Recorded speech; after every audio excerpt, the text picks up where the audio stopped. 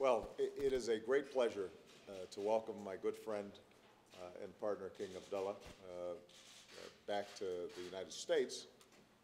And it's wonderful to be able to host him here at beautiful sunny lands. I want to thank the Annenberg group that has maintained this wonderful facility and made it available to us. This gives me an opportunity to have an extensive consultation with His Majesty in a less formal setting.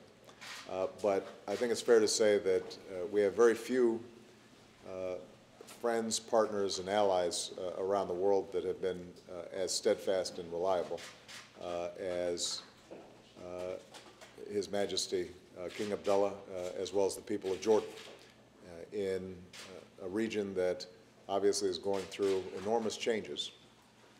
The friendship between our peoples has been a constant. And most recently, we are now partnering because Jordan just took its seat on the Security Council and is working actively with us on a whole range of international issues.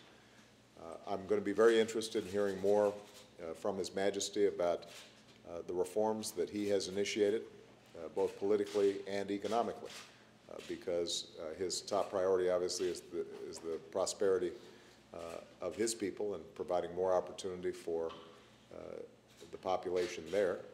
We've been very impressed with the fact that, although oftentimes difficult and although it meets resistance sometimes, His Majesty has been able to move forward with the reforms that meet the IMF program that has been put together.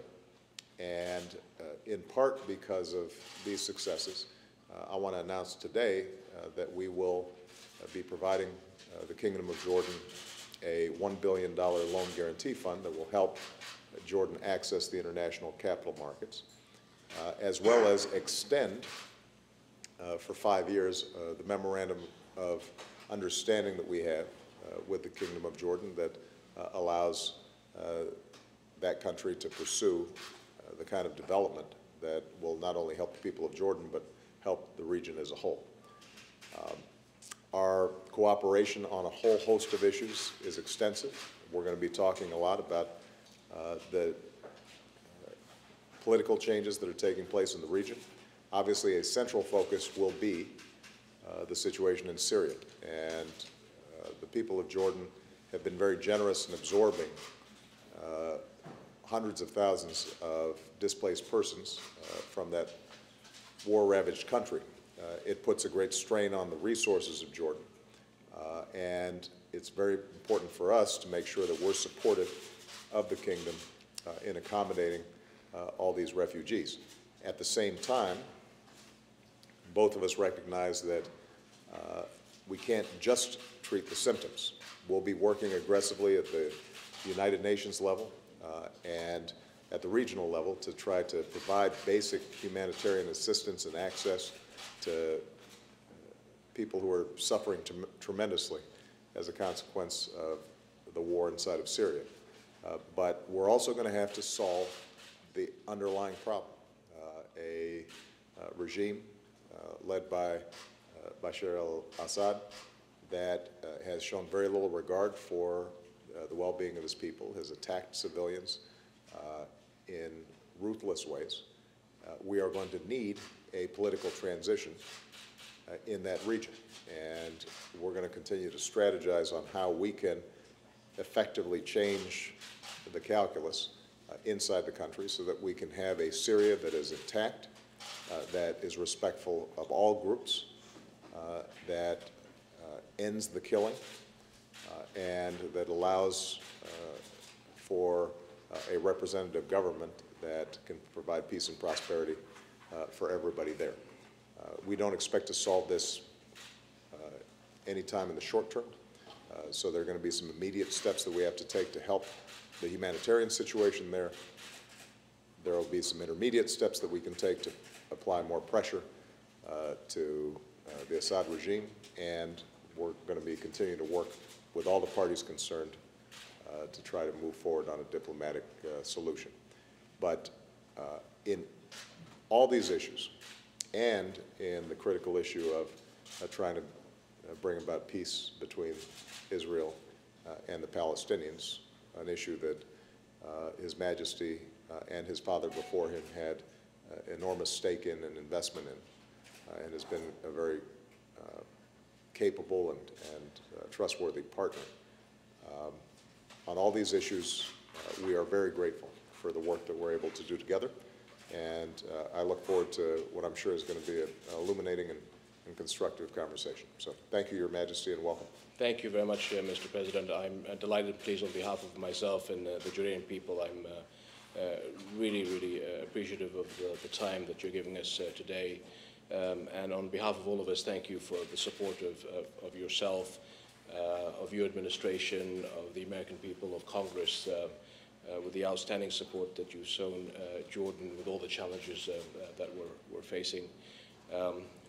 With all the challenges that are ahead of us, we will continue our comprehensive reform program. We're not using the challenges in our region as an excuse to waver, and I'm looking forward to discussing our reform process with you this evening. As you mentioned, we are going to be the members of the UN Security Council for the next 2 years.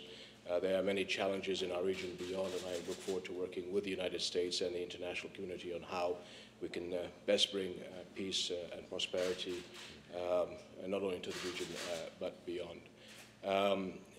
Sir, obviously, we'd like to commend the role that the United States has been playing in bringing Israelis and Palestinians closer together, and obviously your role, the leadership that the United States has shown has been critical and very much admired, and the diligence of the way that the United States has been able to bring both partners much closer together over the past several months has really given me a lot of hope.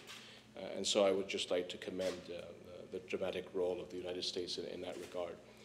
As you're very well aware, we're obviously a stakeholder in all final status negotiations, and therefore our national interest in these issues are of paramount importance.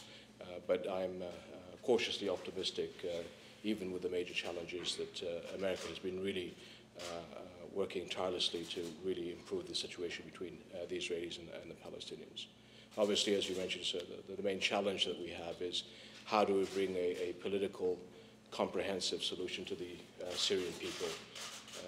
Our major concern in the area is the rise of extremism in Syria, the sectarian violence, and if we don't find a solution, the spillover in the region and the effect that will have. But again, I'm sure that our views are similar, and we will be working very closely with you, sir, and our Western friends in trying to alleviate the suffering of the Syrian people as quickly as possible. So you've mentioned your very generous support by yourself and the American people of the challenges that Jordan faces. Jordan is a resilient country. We see ourselves as an oasis of stability to our neighbors. And you have mentioned the challenges that we face with the immense pressure of Syrian refugees and what it does to the host nation from a humanitarian point of view. And the United States has been beyond the call of duty in its support to us. And I just wanted to mention again in front of you how grateful I am and the people of Jordan for that outstanding support.